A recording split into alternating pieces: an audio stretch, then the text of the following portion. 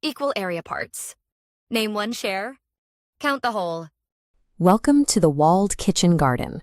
The greens are lush and Clover the rabbit is ready for dinner in this beautiful wide open space. But Clover wants to share her garden fair and square. To do that, this large single plot has to be physically split up into equal parts. Without a clear way to count and name these divided pieces, we cannot be sure the shares are actually fair, or even know what to call them. That is exactly why the wise math Sheba is here. He knows the mathematical rules of the garden. He knows that sharing a plot fairly means splitting it into parts that have the exact same area.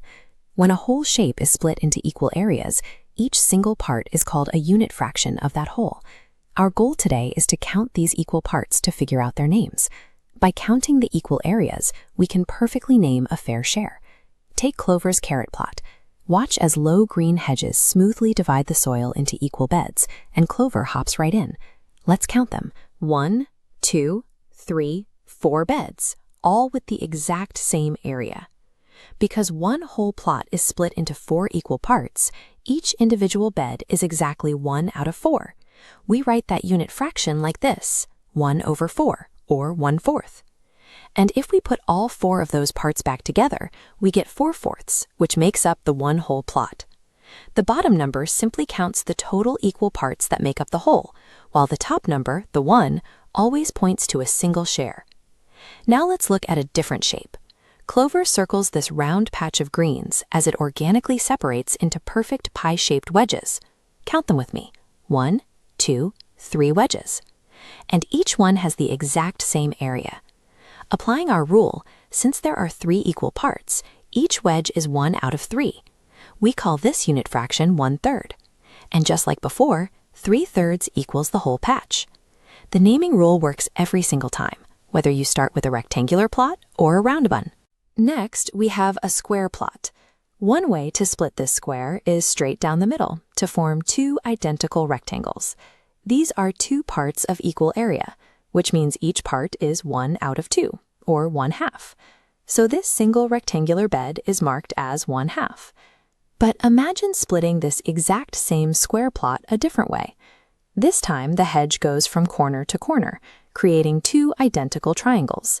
The shape has completely changed into triangles, but because the square is still cut into 2 parts of equal area, the fraction is still exactly 1/2. This shows us how fractions really work. Equal shares are defined strictly by having equal area, not by having matching shapes. We have discovered 3 distinct unit fractions in the garden today: fourths, thirds, and halves. To find a fraction, you simply split a shape into equal area parts, then name each part as 1 over the total number of parts.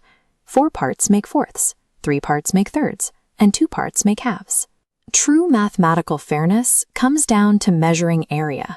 With that in mind, you can divide any geometric space fairly. Clover has exactly what she needs for a perfect evening, resting peacefully right here inside her fairly divided garden. But before we go, a final challenge. If Clover splits a round pond into 6 equal wedges, what unit fraction is 1 wedge? It is 1/6. The wise math Sheba leaves us with one important final thought to remember. Fair shares mean equal ground. You now have the tools to apply the equal area, equal share rule to your math challenges. We will see you at the next bend. 4 parts make fourths. 3 parts make thirds.